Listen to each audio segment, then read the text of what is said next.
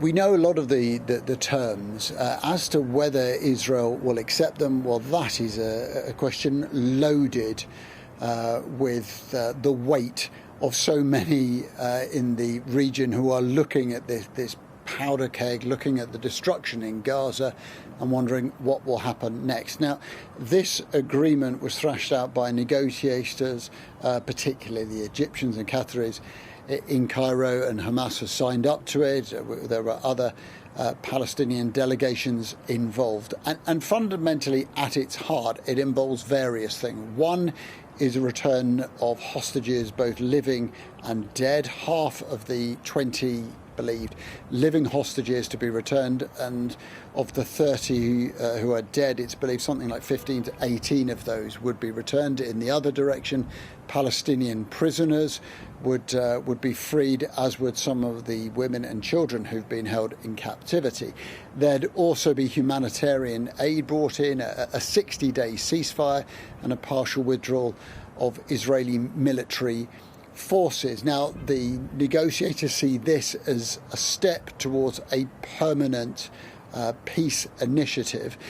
But this is not what Israel has said that it wants. It says it wants all of the hostages released at once, the complete demilitarization of the Gaza Strip, that a new political authority that is neither the Hamas nor the Palestinian Authority, which isn't in this ceasefire agreement, and Israeli military control. So there is a big gap between, and that is something that Benjamin Netanyahu, the Israeli Prime Minister, will have to take into account.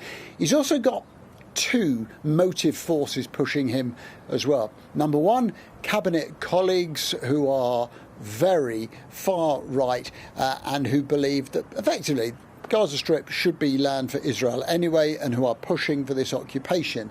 And they are looking at this mobilization of huge numbers of troops, which is ostensibly there to take Gaza City. On the other hand, well, we've just seen a big day of civil disobedience, and right at the heart of that were families of the hostages who say they want an end to the war and they want everything done just to bring the hostages home. So which of these paths, you might imagine, does Benjamin Netanyahu go down? Well, Danny Ayalon is a former foreign policy advisor to Mr. Netanyahu, and we asked him a little earlier about his analysis of what could happen next.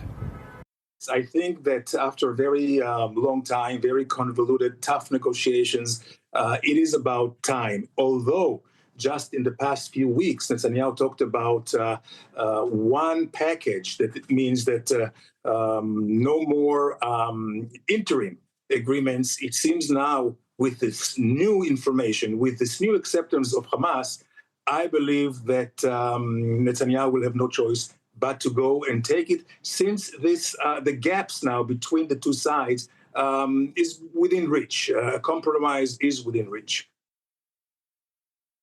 There are always in Israel people who will express the other opinion, and certainly there are those who think that Mr. Netanyahu will persevere with that huge military operation.